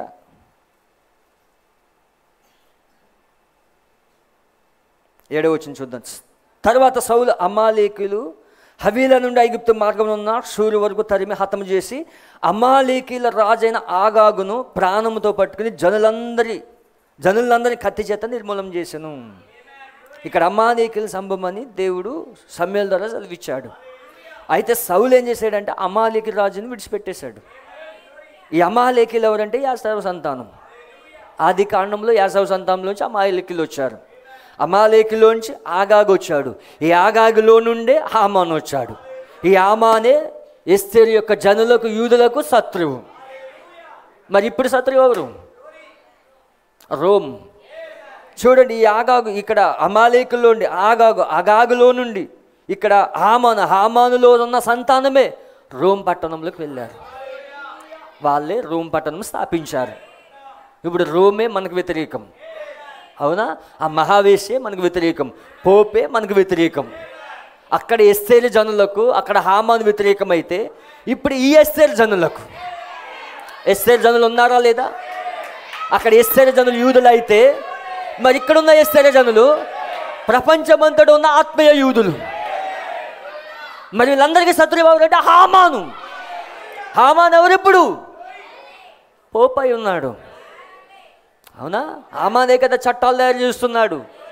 యెజబెల్ని ఎదురుబెట్టి అక్కడ యెజబెలు అక్కడ అహాబుని పెట్టుకుని అహాబుకి తాకిదులు ఇస్తూ ఉన్నది. మరి యెజబెల్ ఎవరు? ఇప్పుడు రోమ్ అయి ఉన్నది. అహాబ్ ఎవరు? అమెరికా అయి ఉన్నది. హల్లెలూయా. అక్కడ అహాబు వెనుకాల యెజబెల్ ఉండి తాకిదులు ఇస్తూ ఉన్నది. సేమ్ ఇప్పుడు కూడా రోమే అమెరికా నెదరబెట్టి అహాబు నెదరబెట్టి చట్టాలు తీసుకొస్తా ఉన్నది. ఛాయ నీడ నిజ రూపం. అర్థమవుతుందా? దేవుడు నామని మమ్మీ కలిగిన గాక. ఇప్పుడు చూడండి, ఈ యొక్క సౌలు ఏం చేశాడంటే, సౌలు ఎవరితో కలిశాడంటే యాగాగిని విడిచిపెట్టాడు. ప్రొటెస్టెంట్స్ ఎవరితో కలిశారంటే క్యాథలిక్స్తో కలిశారు. అవునా? క్యాథలిక్స్ ప్రొటెస్టెంట్స్ ఒకటయ్యారు. ఇప్పుడు సౌలు ఎవరంటే ప్రొటెస్టెంట్స్, సంఘ శాఖలు. అర్థమవుతుందా? క్యాథలిక్స్ ఎవరంటే మహావేశ్య, అదే రోమ్ అయి ఉన్నది. దీంతో కలిసాడు ఈయన. అర్థమవుతుందా పిక్చర్ మీకు? సౌలు ప్రొటెస్టెంట్, అతడు క్యాథలిక్స్తో చేతులు కలిపాడు. కానీ ఇక్కడ దేవుడికి ఒక మనుషుడు ఉన్నాడు. దేవుడు ఏర్పాటు చేసుకున్న ఒక మనుషుడు ఉన్నాడు. వీళ్ళందరూ ఇక్కడ ఎస్ఐ యొక్క కుమారులు వీళ్ళందరూ కూడా సౌలు సిస్టంలో ఉన్నారు. అర్థమవుతుందా? ఇప్పుడు 13 వచ్చిన కిందకు వచ్చినట్లయితే, యుద్ధంలోకి పోయిన అతని మార్గంలో కుమారుల పేర్లు ఏమనగా, జ్యేష్ఠుడు ఎలియాబు, రెండోవాడు అభినదాబు, మూడోవాడు సమ్మ. దావీదు కనిష్ఠుడు. పెద్దవాడైన ముగ్గురును సౌలు వెంటను పోయి ఉండరు. కానీ దావీదు బెత్లెహేములో తన తండ్రి గొర్రెలు మేపుచు సౌలు నొద్దకు తిరుగుచూ పోవచ్చు వచ్చుచూ నుండెను. వెళ్తున్నాడు వస్తున్నాడు కానీ క్యాంపులో చేరలేదు. దావీదుకి ఆ సౌలు యొక్క క్యాంపెయిన్కి సంబంధం లేదు, ఆ సిస్టంలో లేడు. వెళ్తున్నాడు వస్తున్నాడు అక్కడ. దేవునామని మమ్మీ కలిగిన గాక. హల్లెలూయా. అర్థమవుతుంది అందరికీ? ఆ ఫిలిష్తీయుడు ఉదయమున సాయంత్రం బయలుదేరి 40 దినములు తను అగపరుచుకొనుచు వచ్చాను. 40 దినాలు సవాల్ చేస్తున్నాడు వాడు. ఎవడొస్తాడు? ఇజ్రాయేల్ యొక్క సైన్యము తృణీకరించబడింది. ఎవడొస్తాడో రండి, మీలో ఒక మనిషిని ఏర్పాటు చేసుకోండి. 40 దినాలు ఉదయం సాయంత్రం సవాల్ చేస్తున్నాడు. సౌలు క్యాంపెయిన్లో ఉన్నారు, సౌలు సైన్యంలో ఉన్నవారు అందరూ భయపడిపోతూ ఉన్నారు. అతను చూస్తేనే భయపడతా ఉన్నారు. మనం అతను జయించలేం. అర్థమవుతుందా? 40 దినాలు ఇలా జరుగుతున్నది. 40 days ఇలా జరుగుతూ ఉన్నది. కానీ దావీదు అభిషేకించబడ్డాడు. దావీదు పైన దేవుడి అభిషేకం ఉన్నది. దావీదు పైన దేవుడి అభిషేకం ఉన్నది. 40 దినాలు అయిపోయి 1906 నుండి 1946 వరకు 40 సంవత్సరాలు అయిపోయాయి. ఇప్పుడు దావీదు వస్తా ఉన్నాడు. దావీదు పైన ఏమున్నది? అభిషేకం ఉన్నది.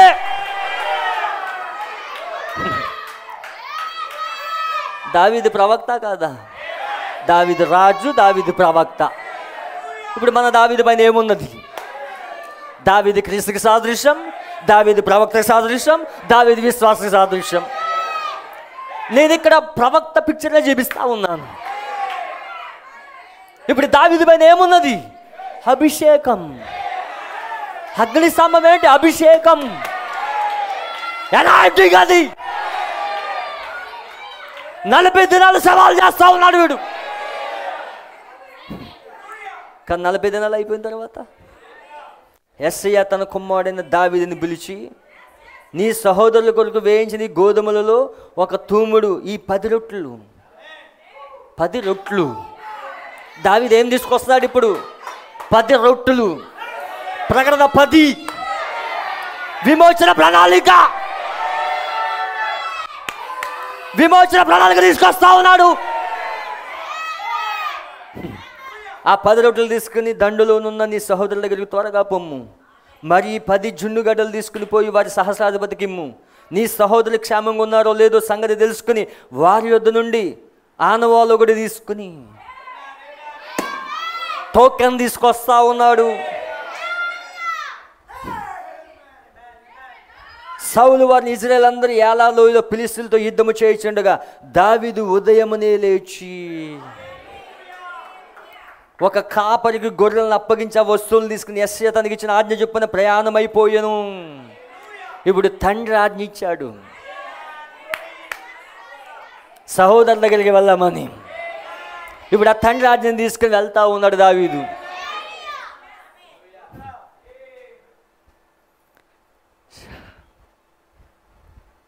యెషయా తనకిచ్చిన ఆజ్ఞ చెప్పిన ప్రయాణం అయిపోయాను. అయితే అతడు కందకంలో వచ్చినప్పటికీ వారును వీరును పంక్తులుగా తీరి జయము జయము నడుచు యుద్ధమునకు సాగుచుండిరి. సైన్యములకు ఎదురై ఇజ్రాయేలును ఫిలిష్తీయులను యుద్ధ సన్నద్ధులై బయలుదేరుచుండిరి.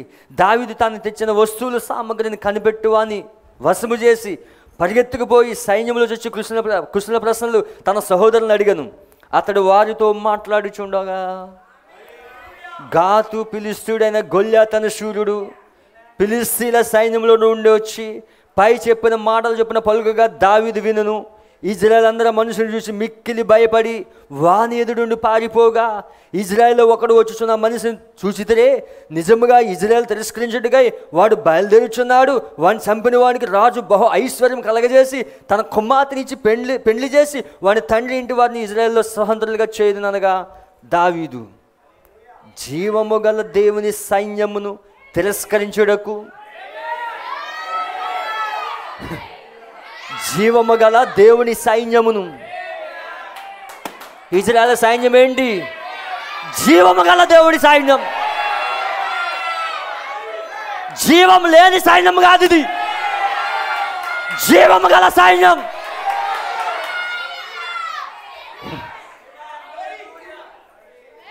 ఫిలిష్తీయుల సంఘం జీవం లేని సైన్యం. అక్కడ ఆమెన్లు ఉండవు, హల్లెలూయలు ఉండవు. అక్కడ దేవుడిని స్తుతించడం ఉండదు. ఫిలిష్తీయులు ఎవరంటే దేవతలు ఉన్నారు. కానీ ఇజ్రాయేల్ సైన్యానికి ఒకే ఒక దేవుడు, ఆయన సైన్యములకు అధిపతి యెహోవా. ఇది జీవము గల సంఘం. ఇది జీవం లేని సంఘం కాదు, జీవము గల సంఘం. దావీదుకి ఎలా తెలుసు ఈ సున్నతి లేని ఫిలిష్తీయుడు? అసలు సున్నతి యొక్క మర్మం ఈయనకి ఎలా తెలుసు? ఈయన ఎక్కడి నుంచి వస్తున్నాడో తెలుసా? అబ్రాహాము కుమారుడైన దావీదు కుమారుడైన యేసుక్రీస్తు వంశావళి. మత్తయి సువార్తలో ఏమున్నది? మత్తయి సువార్త 1వ అధ్యాయం 1వ వచనంలో ఏమున్నది? అబ్రాహాము కుమారుడు దావీదు కుమారుడైన యేసుక్రీస్తు వంశావళి. ఈ సున్నతి అనే గుర్తు అబ్రాహాం కాలంలో కదా వస్తా, మరి దావీదుకి ఎలా తెలుసు? ఆ లైన్లోనే వస్తున్నాడు ఆయన. ఇక్కడ 17వ అధ్యాయం ఆదికాండం 17. అబ్రాహాము పేరు మార్చబడతా ఉన్నది, అబ్రాహాంకి గుర్తు వస్తూ ఉన్నది, సున్నత అనే గురుతో వస్తూ ఉన్నది, సర్కంసెషన్ జరుగుతూ ఉన్నది. అక్కడ అబ్రాహాంకి పరిశుద్ధాత్మ గురుతు, సున్నతి దేని గురుతు? పరిశుద్ధాత్మ గురుతు. టోకెన్ వస్తూ ఉన్నది. మరి దావీదు వర్తమానం ఏంటి ఇప్పుడు? టోకెన్. దావీదుకి మధ్యలో రాబడ్డాయి.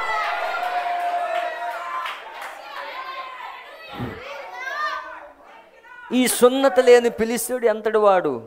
వాణ్ణి చంపి ఇజ్రాయేల్ నుండి ఈ నింద తొలగించిన వానికి బహుమతి ఏమని తన యొద్ద నిలిచిన వాడిని అడగ జనులు వాడిని చంపిన వానికి ఇట్లు చేయబడిన అతనికి ఉత్తరం ఇచ్చారు.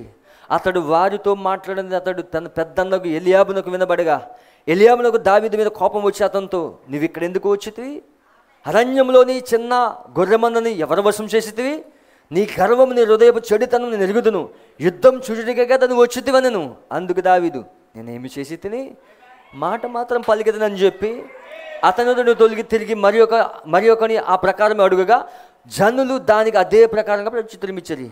దావీదు చెప్పిన మాటలు నలుగురు తెలియగా జనుల సంగతి సౌలుతో తెలియజెప్పారు గనుక అతడు దావీదుని పిలవనంపెను.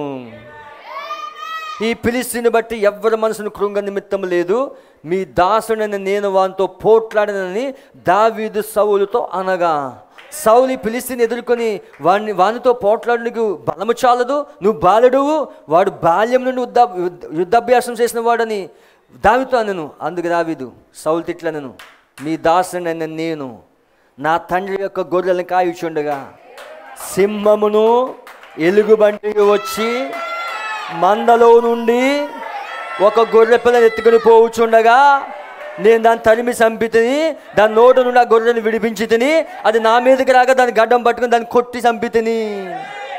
మీ దాసుడని నా సింహము ఎలుగుబంటి చంపితేనే జీవము గల దేవుని సైన్యం తిరస్కరించిన ఈ సున్నతి లేని ఫిలిష్తీయుడు వాటిలో ఒక దాని వల్ల అగుననియు.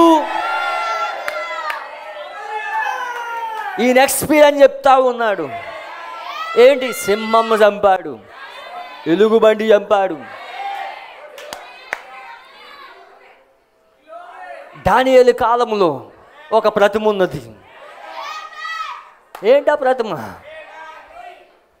గొల్యాతు. ఇక్కడ ప్రతిమ. దానియేలు కాలంలో ప్రతిమ. అక్కడ సింహం ఉన్నది, ఎలుగుబంటి ఉన్నది. సింహం ఉన్నది, ఎలుగుబంటి ఉన్నది. మరి చేతి సహాయం లేదు. రాయి 5 రాళ్ళు ఒక రాయిని తీసుకుని చేతి సహాయం లేదు రాయి వచ్చి దాని పాదమే నిలబడినప్పుడు ఆ ప్రతిమ తుత్తలేనైపోయింది. దేవుడు నామని మమ్మీ కలిగిన గాక. సింహం, ఎలుగుబంటి. దేవుడు మీ కన్నులు తెలిసింది గాక. దావీదుకు బాగా తెలుసు, సున్నతి లేనివాడు దేవుని ఎదుట నిలబడి జాలడు.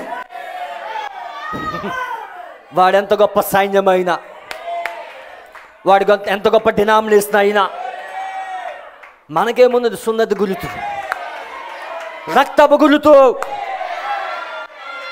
Under the blood. మనం ఎక్కడున్నాం? రక్తపు కింద ఉన్నాం. రక్తం కింద ఉన్న వాడిని దేవుడు దాటుకొని పోతాడు. ఇజ్రాయెల్ సైన్యానికి ఏముంది? రక్తపు గురుతున్నది. ఇప్పుడు దావీదు ఎక్కడున్నాడు? అభిషేకం కింద ఉన్నాడు. ఇప్పుడు దావీదు పరిశుద్ధాత్మ అభిషేకం కింద ఉన్నాడు, రక్తపు గురుతు కింద ఉన్నాడు దావీదు. దావీదుకి తెలుసు, ఈ ఫిలిష్తీయుడు నా ఎదుడు నిలబడ్డాను. ఎందుకు? దావీదుకి రెవల్యూషన్ ఉన్నది. మరి ఇప్పుడు ఈ వధువుకి కూడా రెవల్యూషన్ ఉన్నది. ఇప్పుడు ఎన్ని ఒత్తిళ్ళు వచ్చినా, హల్లెలూయా, ఎన్ని సమస్యలు వచ్చినా నువ్వు రక్తం కింద ఉన్నావు కాబట్టి ఏ సమస్య నిన్ను జయించలేదు, ఏ సంఘశాఖ నిన్ను జయించలేదు. సున్నతని గురుతు నీకు ఉంది. ఇప్పుడు జీవము గల సంఘం, జీవము గల సైన్యం. దేవుడు ఎక్కడున్నాడు? ఇప్పుడు జీవం గల సంఘంలో ఉన్నాడు. గురిత ఎక్కడున్నది? రక్తం ఎక్కడున్నది? జీవం గల సంఘంలో ఉన్నది. దావీదుకు బాగా రెవలిస్తున్నది. ఇప్పుడు ప్రత్యక్షత ఉన్నది. ఇప్పుడు వాడెంత శత్రువు, ఎంత గొప్పవాడైతే ఏంటి, వాడి 9 అడుగులు ఉంటే ఏంటి, 15 అడుగులు ఉంటే ఏంటి, వాడు ఎంత ఎంత ఎంత ఇదిగా ఉంటే ఏంటి, నేను బ్లడ్ కింద ఉన్నాను. ఇప్పుడు రక్తం కింద ఉన్నాను. ఇప్పుడు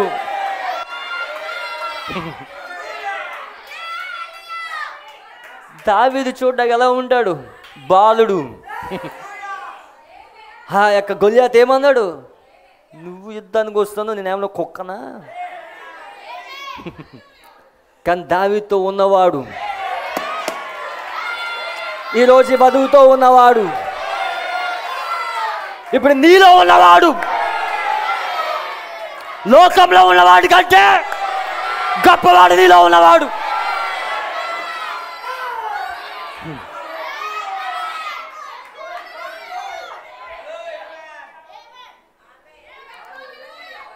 ముప్పై 37వ వచనం, సింహం యొక్క బలము నుండి, ఎలుగుబంటి యొక్క బలము నుండి నన్ను రక్షించిన యెహోవా ఈ ఫిలిష్తీయుల చేతిలో నుండి కూడాను నన్ను విడిపించినని చెప్పాను. అందుకు సౌలు, పొమ్ము, యెహోవా నీకు తోడుగా ఉండునుగా కానీ దావీదుతో అనెను.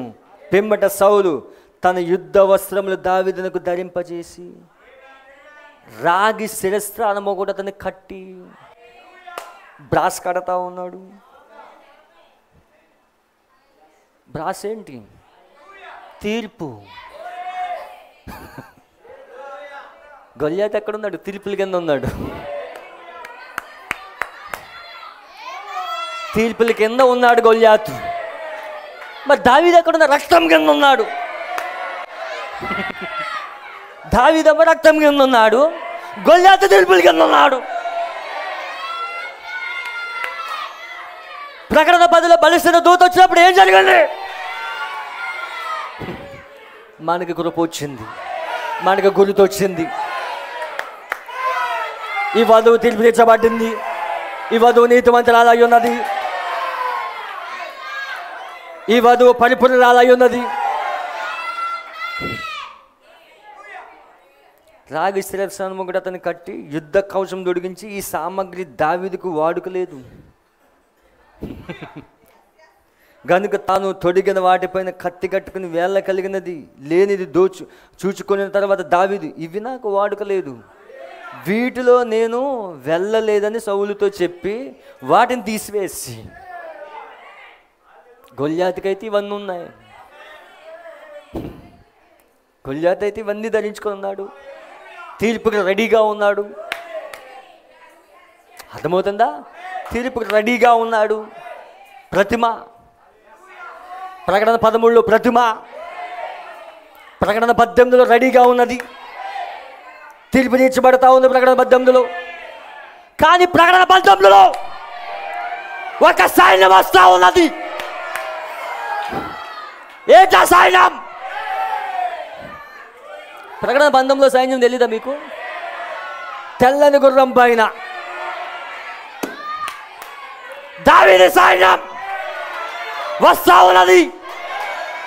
ఎవరితో యుద్ధం చేయడానికి? 7వ బూర క్రింద యుద్ధం చేయడానికి తెల్లని గుర్రాల పైన దావీదు సైన్యం వస్తా ఉన్నది. దావీదు సైన్యానికి ఏమున్నది? రక్తపు గుర్తున్నది.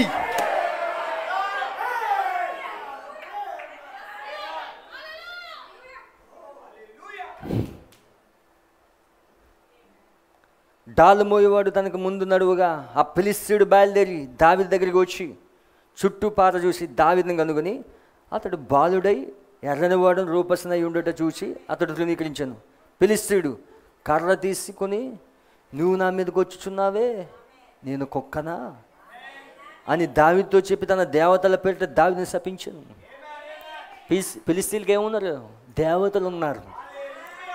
కానీ దావీదుకి ఎవరు ఉన్నారు? దేవుడు ఉన్నాడు, జీవము గల దేవుడు, సైన్యములకు అధిపతి యెహోవా. నా దగ్గరికి రమ్ము, నీ మాంసమును ఆకాశ పక్షులకు భూముగములకు విచ్చివేతనని ఆ ఫిలిష్తీయుడు దావీదుతో అనగా. ఈ మాట ఎక్కడే చదివాను నేను? ఆకాశ పక్షులకు భూముగాలకి ప్రకటన 19లో విందులో జరగబోతా ఉన్నది. ఎవరైతే వర్తమానం త్రోసివేశారో దేవుడు ఏం చేస్తా ఉన్నాడు? ఆకాశ పక్షులకు భూముగములకు విచ్చేస్తానన్నాడు. ఇది పాత నిబంధనలో కూడా జరిగింది కదా. యెజబెల్ కాలంలో కూడా జరిగింది కదా. కుక్కల ఆహారంగా మార్చేస్తాడు. అర్థమైందా? ఈ వర్తమానం త్రోసేస్తున్న వాళ్ళని, తృణీకరిస్తున్న వాళ్ళని ఆకాశ పక్షులకు భూముగములకు విచ్చులేదని వాళ్ళు ఆహారంగా మారబోతా ఉన్నారు. వాళ్ళు ఒకసారి చదువుదామా? ప్రకటన 19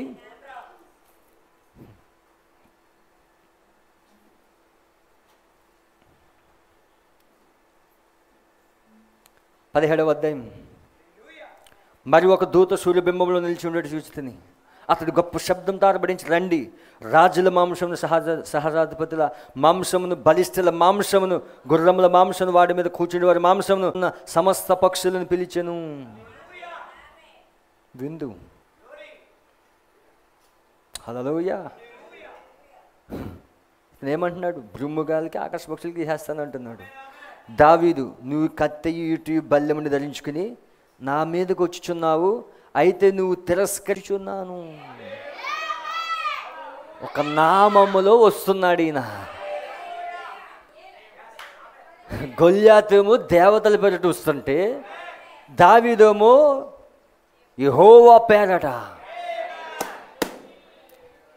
సైన్యములకు అధిపతి యెహోవా పేరట యుద్ధమునకు వస్తా ఉన్నాడు. ఈ దినమున యెహోవా నిన్ను నా చేతికి అప్పగించును, నేను నిన్ను చంపి నీ తల తెగవేతును.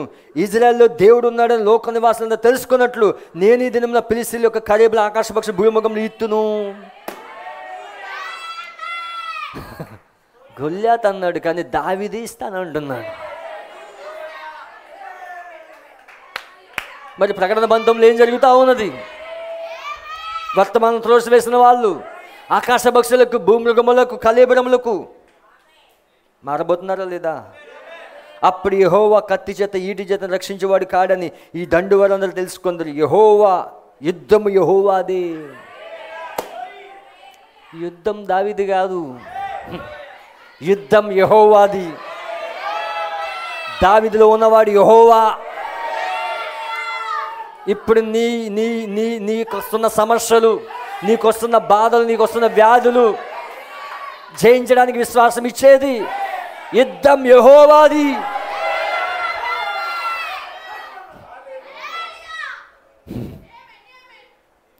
ఆయన మిమ్మల్ని మా చేతికి అప్పగించదని చెప్పి ఆ ఫిలిష్తీయుడు లేచి దావీదుని కలియుటకై అతను ఎదురుగా పోగా, దావీదు వారిని ఎదుర్కొనేందుకు సైన్యం తట్టు త్వరగా పరిగెత్తుకుపోయి తన సంచిలో చెయ్యి వేసి అందులో నుండి రాయి ఒకటి తీసి ఒడిసెల్లో విసిరి ఆ ఫిలిష్తీయుని నుదుట కొట్టెను.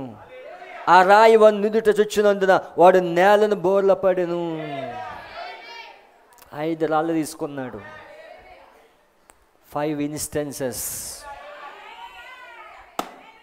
మన ప్రవక్త జీవితంలో 5 ఇన్స్టెన్సెస్. పలకబడిన మాట ద్వారా అక్కడ పలకబడిన మాట ద్వారా చచ్చిన జబ బ్రతికించబడడం, కలరాడలో తుఫాన్ ఆగిపోవడం, మెడ యొక్క కంట అదృశ్యమైపోవడం, ఆ యొక్క మెడ యొక్క కణితి అదృశ్యమైపోవడం, హట్టిరెడ్డి యొక్క కుమారులు అక్కడ రక్షించబడడం, విడుదల సృజించడం. అవునా?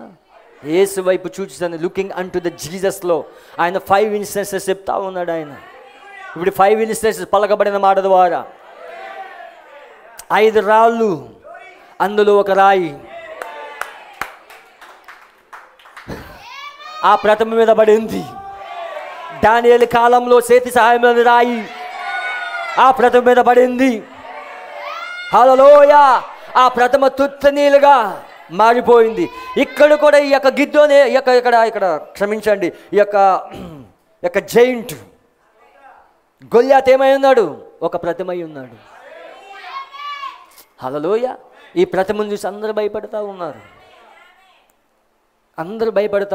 కానీ భయపడని వాళ్ళు ఎవరు ఉన్నారంటే వధువై ఉన్నది. అర్థమవుతుందా? భయపడని వాళ్ళు ఎవరైనా ఉన్నారంటే వధువై ఉన్నది.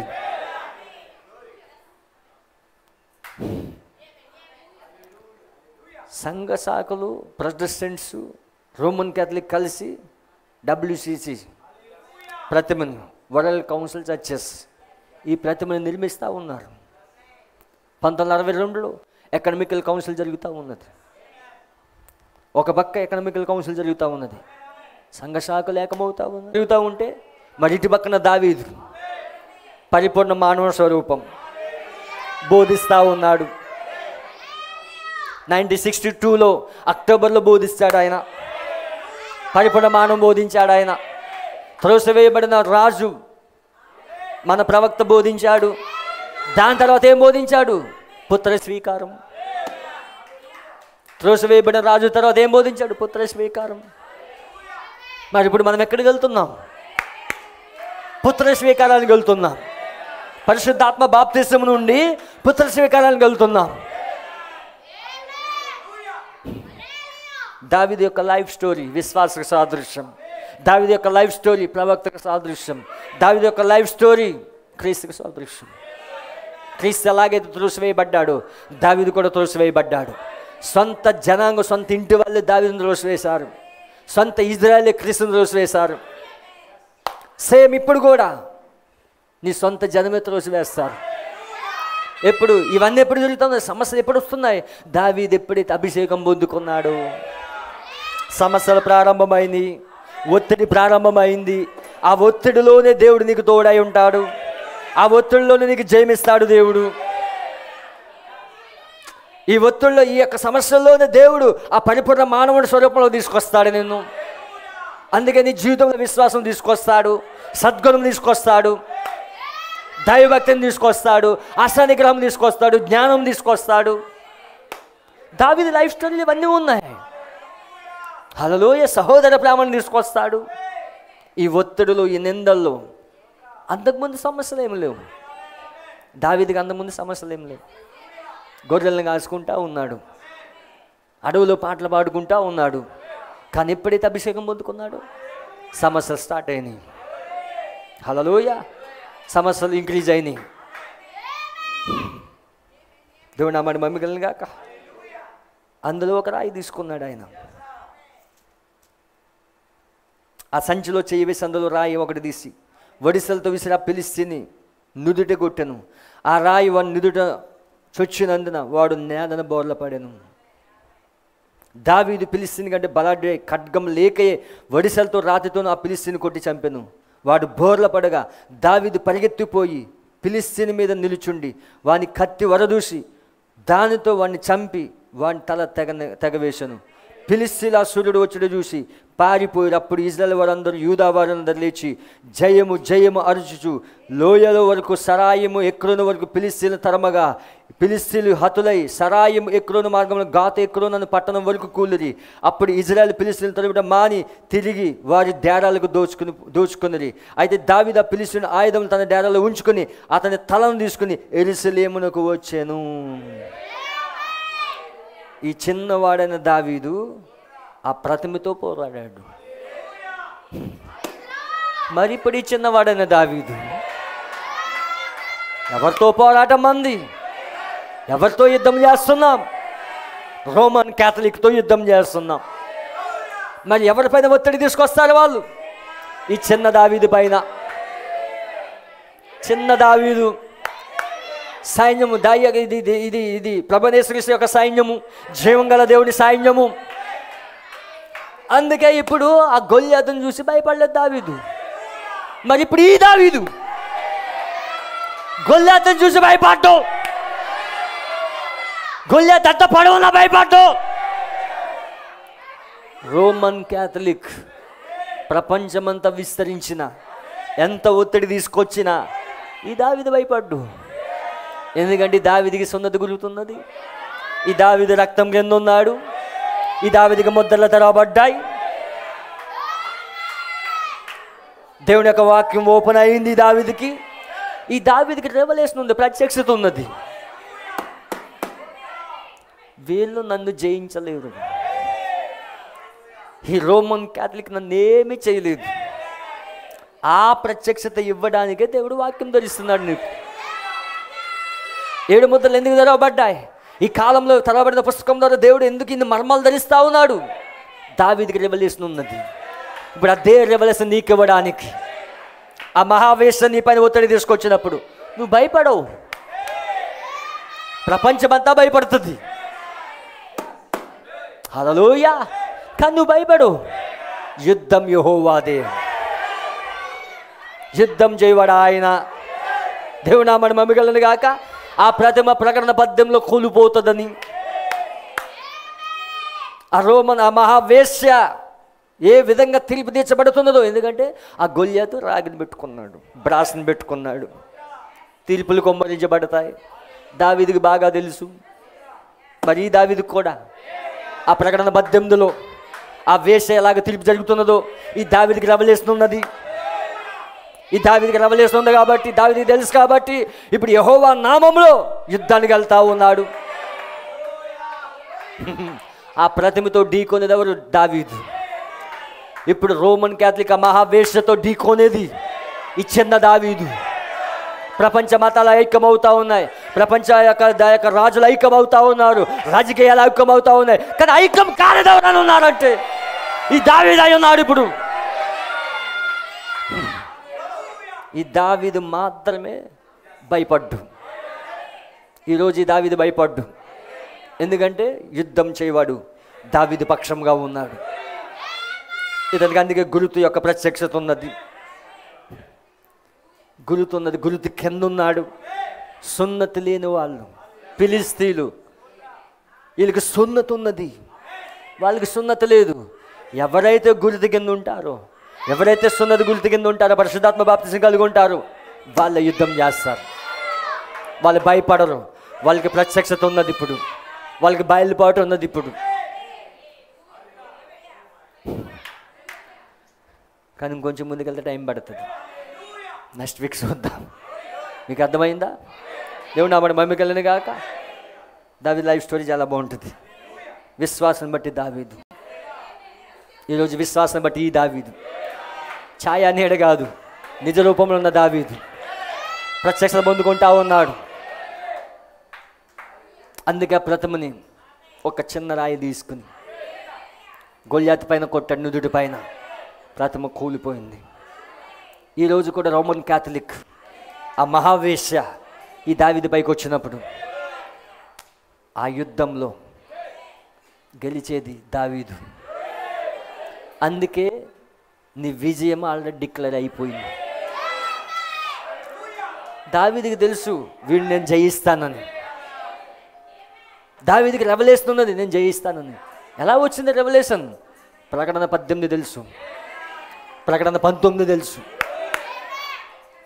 ప్రకటన 19లో సైన్యం వస్తూ ఉన్నది, గుర్రం పైన సైన్యం వస్తూ ఉన్నది. జీవం గల దేవుని సంఘం, జీవం గల దేవుని సైన్యం వస్తూ ఉన్నది. ఎవరితో యుద్ధం చేయడానికి? ప్రపంచంతో యుద్ధం చేయడానికి. అందుకే దావీదు రాజయ్య మార్గంలో ఉన్నాడు. ఇప్పుడు దావీదు రాజయ్య మార్గంలో చూడండి, ఇక్కడ సమస్యలు అధికమవుతూ ఉన్నాయి. ఈ సమస్యల్లోంచి దావీదు వెళ్తూ ఉన్నాడు. కానీ దావీదుకి ఎంత దగ్గరలో, ఒక అడుగు దూరంలో రాజయ్యే అవకాశం ఉన్నది. మరి ఇప్పుడు ఈ దావీదు, నీ జీవితంలో వస్తున్న యుద్ధాలు, నీ జీవితంలో వస్తున్న సమస్యలు, యెహోవా నీకు తోడైయుండి నువ్వు జయిస్తా వెళ్తా ఉన్నప్పుడు దావీదు నిరుత్సాహంలో ఉన్నాడు. దావీదు, దేవుడు అంటా ఉన్నాడు, దావీదు యెహోవాని బట్టి ధైర్యం తెచ్చుకున్నాడు. నీ బంధువులు విడిచిపెట్టవచ్చు, నీ స్నేహితులు విడిచిపెట్టవచ్చు, నీ సహోదరులు విడిచిపెట్టవచ్చు, నువ్వు ఒంటరిగా మిగిలిపోవచ్చు. కానీ నువ్వు ఎవరిని బట్టి ధైర్యం తెచ్చుకోవాలి తెలుసా? యెహోవాని బట్టి ధైర్యం తెచ్చుకోవాలి. దావీదు తన్ను తాను బలపరుచుకున్నాడు. ఆయన ఎవరిని బట్టి? దావీదు సమూయేలు యొక్క ప్రవక్త యొక్క వర్తమానాన్ని బట్టి తన్ను తాను బలపరుచుకుంటా ఉన్నాడు. మరి ఈరోజు దావీదు ప్రవక్త వర్తమానాన్ని బట్టి, ఈ కాలపు వర్తమానాన్ని బట్టి, నీ శ్రమల్లో, నీ నిందల్లో, నీ అవమానాల్లో, నీ ప్రయాణంలో వస్తున్న సమస్యలలో ప్రవక్త వర్తమానం నీకు ఆదరణిస్తుంది. ప్రవక్త వర్తమానం నిన్ను ఆదరిస్తుంది. నిన్ను బలపరిచేది వర్తమానం.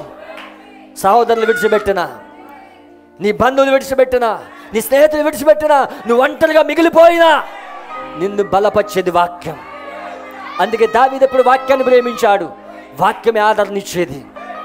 అందుకే దావీదు ఒంటరిగా ఉన్నప్పుడు వాక్యాన్ని బట్టి బలం పొందుకున్నాడు, తన్ను ధైర్యపరుచుకున్నాడు. మరి ఈరోజు దావీదు కూడా అంతే. ఇంకా సమీపంలో ఉన్న రాజయ్యే అవకాశం, ఒక్క స్టెప్లో ఉన్నాడు. ఇప్పుడు ఒకే ఒక స్టెప్లో ఉన్నాడు. ఇప్పుడు కూడా ఈ వధువు ఇప్పుడు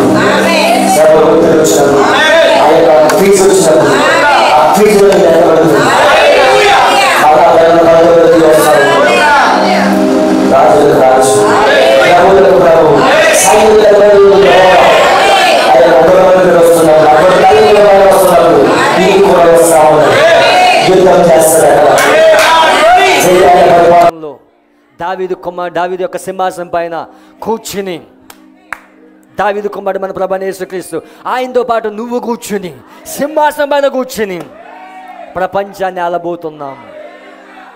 అది అతి త్వరలో ఉన్నది. అందుకే నువ్వు భయపడొద్దు. నిందలు వచ్చినప్పుడు, అవమానాలు వచ్చినప్పుడు భయపడవద్దు, శ్రమలు వచ్చినప్పుడు భయపడవద్దు, నిన్ను ఎవరు విడిచిపెట్టినా భయపడవద్దు. కానీ దేవుడి యొక్క వాక్యాన్ని బట్టి ధైర్యం తెచ్చుకో. దేవుడు నీకు ఆశ్రయమై ఉన్నాడు. దేవుడి యొక్క వాక్యాన్ని బట్టి నువ్వు బలం పొందుకున్నప్పుడు ఇంకా సింహాసనం ఒక్క అడుగు దూరంలో ఉన్నది. ఈ శ్రమలన్నీ పోతాయి. కానీ ఒకరోజు నువ్వు రాజు సింహాసనం పైన కూర్చుని, ఎంత అద్భుతం అది! ఈ శ్రమలన్నీ ఎన్నదగినవి కాదు. క్రీస్తు ఎదుట, క్రీస్తు మహిమ ఎదుట ఈ శ్రమలన్నీ ఎన్నదగినవి కాదు. ఎన్ని శ్రమలు వచ్చినా, ఎన్ని అవమానాలు వచ్చినా వాక్యం కొరకు నిలబడును. వాక్యం కొరకు నిలబడినప్పుడు దేవుడు నీ పక్షంగా నిలబడతాడు. అందుకే ఈ ముద్దలు తెరవబట్టడం వలన ఎత్తబడే విశ్వాసం వస్తూ ఉన్నది. దావీదుకి ఏమొస్తుంది? ఎత్తబడే విశ్వాసం. నేను జయించగలను, నేను యుద్ధం చేయగలను. అదే దావీదు రెవల్యూషన్. ఈరోజు దావీదు రెవల్యూషన్. రోమన్ క్యాథలిక్ ఎంత పెద్ద డినామినేషన్ అయినా, సంఘ శాఖలు ఆ యొక్క రోమన్ క్యాథలిక్ ఐక్యమైపోయినా, రాజకీయాలు మతాలు ఐక్యమైపోయినా, ప్రపంచమంతా ఐక్యమైపోయినా మనం ఎందుకు ఐక్యమవుతుందో తెలుసా? మన పక్షముగా యుద్ధం చేయవాడు, యుద్ధం యెహోవాదే. దేవుడు మిమ్మల్ని దీవించనుగాక, దేవుడు మిమ్మల్ని ఆశీర్వదించనుగాక. అందరూ లేచి నిలబడినట్లయితే ఒక పాట పాడించుండగా దేవుడు స్తుతిస్తూ ప్రార్థించుకుందాం. Thank you Jesus, thank you Lord. అవును ప్రభువా. అందరు కూడా లేచి